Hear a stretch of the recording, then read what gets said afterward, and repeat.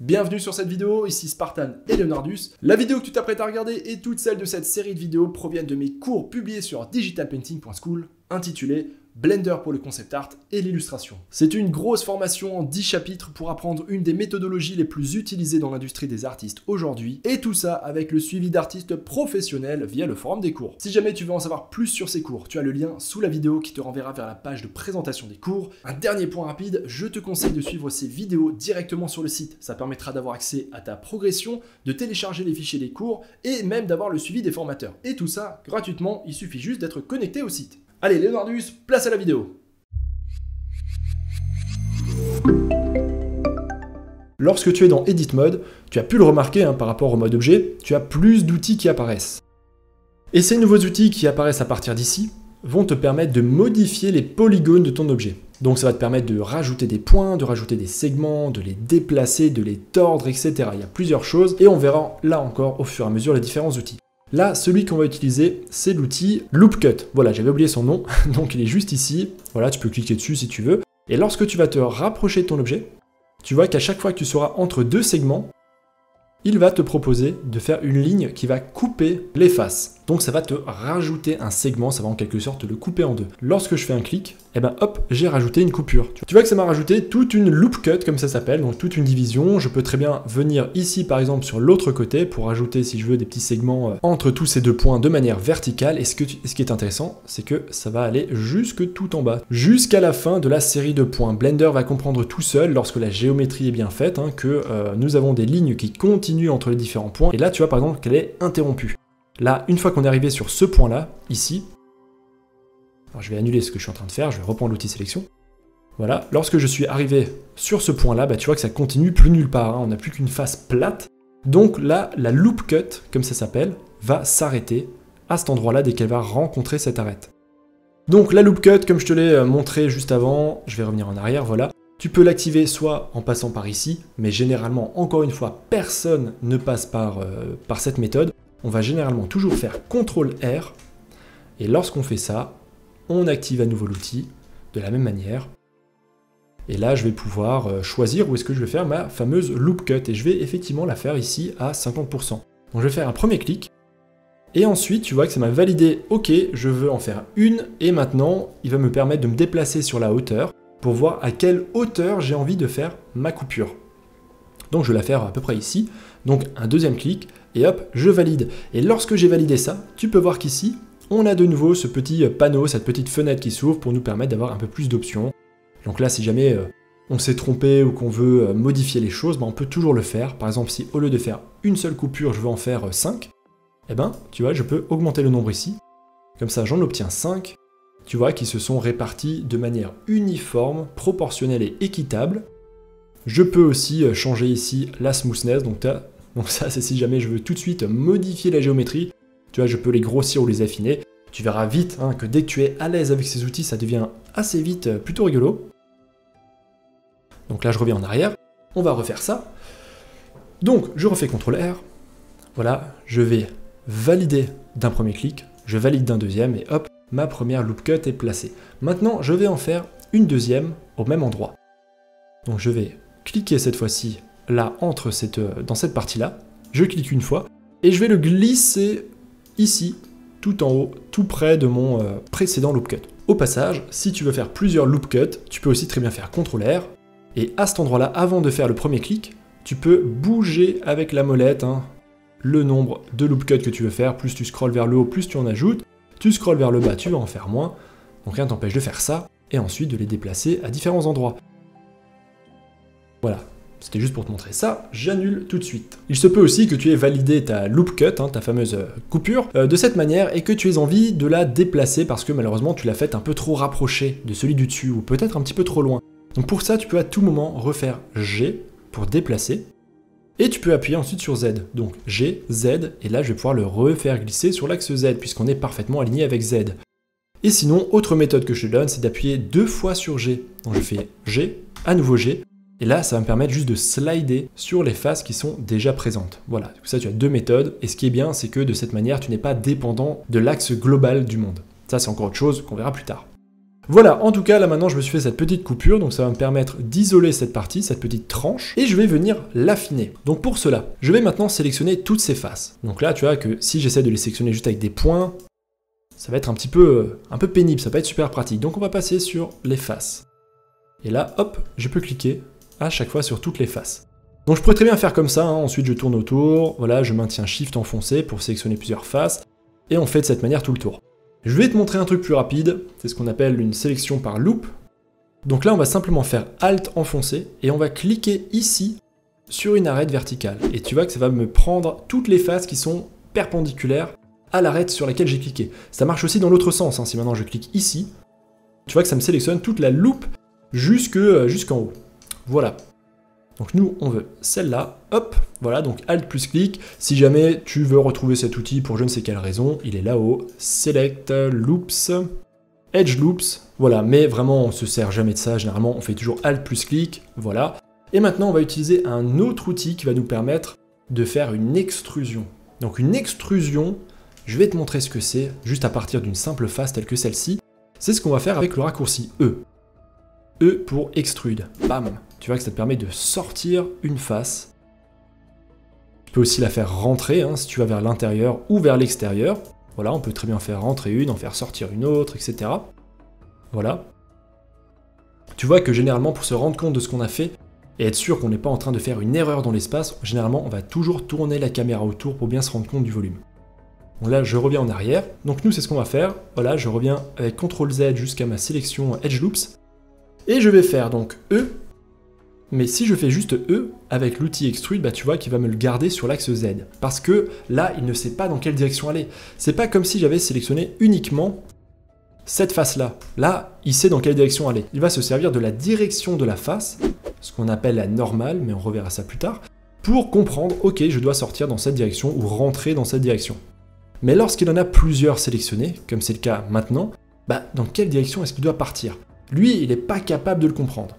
Donc là, l'outil Extrude qui est juste ici, on va pouvoir utiliser son petit frère qui s'appelle Extrude Along Normals. Autrement dit, une extrusion à partir des normales. Et là, lorsqu'on fait ça, hop, tu vois qu'on va suivre les normales, donc on va suivre l'orientation des faces, justement de manière un peu plus intelligente. Et nous, on va le faire aller vers l'intérieur. Voilà. Et comme ça, j'ai créé mon petit niveau de détail supplémentaire. Je vais faire CTRL Z, je vais te montrer maintenant en quelque sorte la vraie méthode, puisqu'encore une fois, on ne clique que très rarement sur les outils ici. Donc on refait une sélection. On fait ensuite Alt E. Donc E, c'est juste une simple extrude. Et Alt E, c'est pour faire, comme tu vois, une extrusion à partir des normales. Donc quand tu fais Alt E, ça t'ouvre ce petit menu. Hop, on prend le deuxième choix et on valide. Et lorsque je clique, ça me valide mon choix. Je te fais remarquer quelque chose qui est très important. Écoute-moi bien, toi aussi Leonardus. Parce que sinon, je sens que à peu près 50% des élèves vont se planter à cette étape. Il y a une chose qu'il faut comprendre avec Blender, et si tu n'y penses pas, tu vas avoir des erreurs de géométrie et des problèmes par la suite. Je vais refaire ici une loop cut là, une loop cut en dessous, et je vais te sélectionner ici cette face. Si je fais E, et que j'accepte, ok, là tu as compris qu'en fait à partir de la face existante, il l'a déplacée vers l'avant. Tu vois que si on vient en transparence, on s'en rend bien compte. Tu vois qu'il a pris la face et l'a déplacée. Hop, je reviens en arrière. Mais si jamais je fais E, je commence une extrusion, et que là, pour une raison ou une autre, je me trompe, je fais mon clic droit, ou alors j'appuie sur Échappe pour annuler, mais là, tu peux remarquer qu'il m'a quand même ouvert cette petite fenêtre. Il a quand même fait une extrusion. Seulement, il a fait l'extrusion au même endroit. Pourquoi est-ce que Blender fait ça? Parce que quelquefois, ce sont des choses justement que tu vas vouloir faire volontairement. Et donc, on va passer par cet outil, on va faire ça comme ça. Mais il faut savoir que si jamais tu annules ou que tu te trompes, si tu fais Échappe ou clic droit, ton extrusion a quand même été faite. Sauf qu'on ne la voit pas. Et c'est encore plus sadique de cette manière. Mais pourtant, si tu regardes la géométrie, tu vois, j'ai sélectionné simplement les points, tu peux voir qu'effectivement les arêtes, les faces ici entre tous ces points sont plus foncées. Tu vois qu'on a en fait une double arête. Tu vois, si maintenant je la prends et que je la déplace, voilà, je vais toutes les prendre et les déplacer un petit peu dans l'espace, hop, voilà, tu peux voir qu'on a effectivement une géométrie qui a été dupliquée. Seulement, les points étaient superposés les uns sur les autres. Et là, comme ça, tu vas te dire, bah, c'est peut-être pas grave, parce que bon, finalement, si les points ils sont les uns sur les autres, bah, on les voit pas et ça crée pas de problème, et puis hop, on le saura jamais. Seulement, quelquefois, bah, tu vas justement avoir des soucis à cause de ça. Tu vas vouloir déplacer par exemple ta géométrie, et là, tu vas pas comprendre pourquoi, ah bah tiens, pourquoi est-ce qu'il me reste une arête ici? Pourquoi est-ce que j'ai d'autres points qui sont là et qui n'ont pas été sélectionnés avec? Et bah, c'est parce que tu avais des points qui étaient superposés les uns aux autres. Et ça, c'est vraiment le cauchemar en modélisation 3D, c'est d'avoir des points qu'on ne voit pas, qui sont les uns sur les autres. Alors je te donne une petite astuce, celle-là encore, retiens-la, elle va te sauvegarder des heures d'arrachage de cheveux, je t'assure. Quelquefois, lorsque justement tu as des erreurs, des trucs que tu comprends pas, il y a un truc en termes de modélisation que tu as cassé, vérifie que tu n'as pas des points qui sont justement superposés, entre autres, à cause potentiellement d'une extrusion qui s'est mal passée. Et bien, lorsque tu as des points simples qui n'ont pas de problème, tu vois que lorsque je clique dessus, on a le point qui est blanc, et les lignes sont orange autour. Mais si maintenant, c'est un point comme ici, qui a deux points superposés, lorsque je clique dessus, tu vois que c'est un rendu différent. J'ai un point blanc, mais ça ne part que dans deux directions. Voilà, tu vois que ces quatre points-là, on comprend que ils sont pas reliés aux mêmes arêtes, il y a un problème. Bah, tu peux resélectionner tous tes points, comme ça, avec un rectangle de sélection, ou alors tu peux carrément faire A, appuyer sur la touche A, comme ça, il te sélectionne tout. Tu peux faire F3, ne te pose pas de questions, fais comme moi, tu tapes MER, et comme ça, tu sélectionnes ici Merge by Distance. Voilà, tu valides. Ici, si besoin, tu peux changer la distance pour l'agrandir un petit peu, mais normalement quelque chose de tout petit, comme 0,01 mètre, ça devrait suffire à t'avoir fusionné tous les points qui sont très proches entre eux. Si t'as pas bien compris cette étape, c'est pas grave, je le redis, je remettrai ça dans la vidéo qui est à la fin du chapitre, qui va te permettre d'avoir tous mes conseils pour la résolution de problèmes. Je te réexpliquerai tout ça un petit peu plus en détail. Là, c'était juste pour que tu comprennes bien cette étape, parce que je suis presque sûr que au moins la moitié d'entre vous va faire des extrudes, va en annuler, et sans s'en rendre compte, va créer comme ça des doubles points. Ça, c'est quelque chose de très fréquent.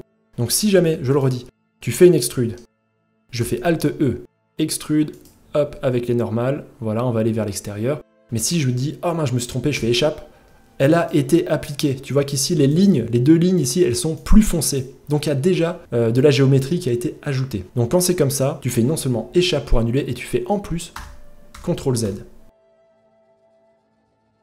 Alors moi, je vais revenir en arrière, parce que du coup, j'ai fait un petit peu n'importe quoi. Donc j'enlève mes deux edge loops, donc tu vois, je les ai sélectionnés. Donc là, j'ai fait un edge loops, mais cette fois-ci à partir non pas de face, mais à partir des segments, c'est tout aussi possible. Donc le principe est pareil, hein, on clique dessus en maintenant la touche Alt. Je peux ajouter plusieurs sélections Edge Loops en faisant Alt, Maj enfoncé et un clic sur un autre. Et là, je vais faire CTRL X pour les supprimer et que les faces restent fermées. Bon, là aussi, sur cette extrusion, j'avais fait n'importe quoi. Donc je vais faire simplement S. Voilà, donc S comme scale, hein, pour rétrécir mon extrusion jusqu'à ce point-là à peu près. Voilà, ça va juste me faire un petit renfoncement. Ensuite, je refais CTRL R.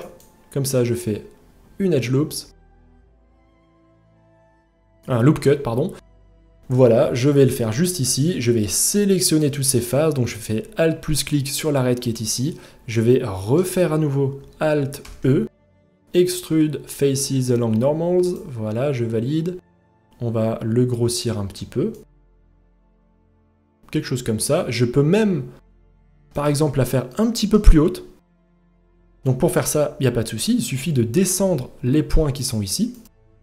Donc comment est-ce qu'on peut faire ça? Bah, pour moi, le plus rapide va être de sélectionner toutes les faces qui sont en bas. Donc je fais à nouveau une sélection Edge Loop, donc Alt, clic ici, tu vois, ça me sélectionne voilà, tout le tour. Et je vais pouvoir faire ensuite G et Z pour déplacer sur l'axe G. L'axe Z, pardon. Voilà. Donc là, je ressors du mode Edit, hein, j'ai fait Tab, comme ça je suis en mode Object. Et tu peux voir que j'ai commencé à rajouter un petit peu de détails. On va continuer, on va encore faire ça vers le bas. Donc là, après, à toi de prendre autant de liberté que tu veux. Hein, si tu ne veux pas faire les mêmes décorations que moi, tu fais ce que tu veux. Moi, je m'en rajoute encore une petite ici. Voilà, je refais pareil. Donc j'appuie sur... Ah oui, ça c'est un raccourci que je t'ai pas donné, qui est très important. Quand tu es en Edit Mode, plutôt que de cliquer là-haut pour changer entre point, segment et face, tu peux faire 1, 2 et 3 sur ton clavier. Et je précise au niveau des lettres qui sont à gauche, pas le pad numérique à droite qui lui va te changer la caméra comme tu le vois, mais vraiment sur les touches au-dessus des touches A, Z et E. Donc lorsque tu fais 1, tu sélectionnes les points, 2 les segments et 3 les faces. Donc là je refais pareil, Alt plus clic, je refais Alt E, Extrude Faces Along Normals, voilà, je refais un petit renfoncement. Là, je te donne une autre astuce. Tu vois que si maintenant je fais juste ça, bah, je vais pas être très précis. Hein. Si je veux juste faire une petite extrusion, bah, dès que je bouge un tout petit peu la souris, ça me fait un gros mouvement. Dans Blender, peu importe ce que tu fais, que ce soit une rotation, un déplacement, peu importe, lorsque tu maintiens la touche Maj enfoncée pendant que tu bouges, ça te permet de ralentir et de gagner en précision. Donc tu vois, ça c'est quand je retiens la touche Maj, ça c'est dès que je la lâche. Voilà, tu vois que c'est pas pareil.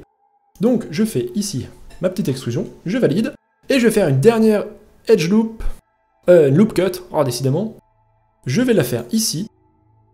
J'appuie sur la touche 2, comme ça je vais sélectionner mes segments. Je vais sélectionner juste ces arêtes ici, donc les arêtes qui sont au bord. Je vais faire S, et aller un petit peu vers l'intérieur. Et puis c'est pas mal, mais je vais encore descendre un petit peu, donc je vais faire G et Z, comme ça je bouge vraiment juste sur l'axe Z. Et voilà.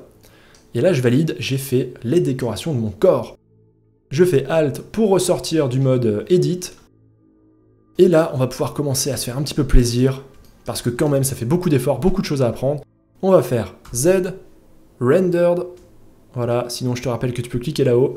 Et là, comme ça, on est dans le moteur de rendu. Et tu vois que quand je bouge ma petite lumière, hop, on commence à voir le début de notre robot. D'ailleurs, pour l'instant, tu peux voir les polygones, hein, c'est-à-dire que tu peux voir les différentes faces entre elles. On voit que c'est pas encore lisse. Tu vois qu'on voit vraiment voilà, cette espèce d'escalier comme ça. Je te rassure, ça, on va le supprimer par la suite. Ne t'inquiète pas pour ça. Et voilà, et bien sûr, pense à faire tout le temps des CTRL S. Allez, je te donne rendez-vous dans la prochaine vidéo, ça va commencer à aller beaucoup plus vite parce que maintenant je t'ai expliqué les outils de base, on va maintenant tout le temps réutiliser les mêmes, et je te rassure, ça va être de plus en plus rapide. Allez, prochaine vidéo, on fait des petites oreilles. Et Leonardus, je compte sur toi, notre élève a bien mérité une petite vidéo très intelligente.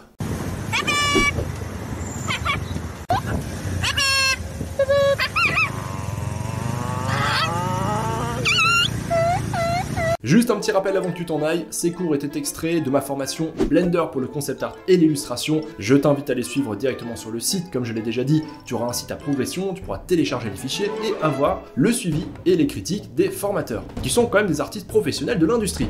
C'est plutôt cool. Si jamais ces cours t'intéressent, tu as le lien dans la description en dessous de la vidéo. Sur ce, merci pour ton visionnage, la suite sera publiée très bientôt.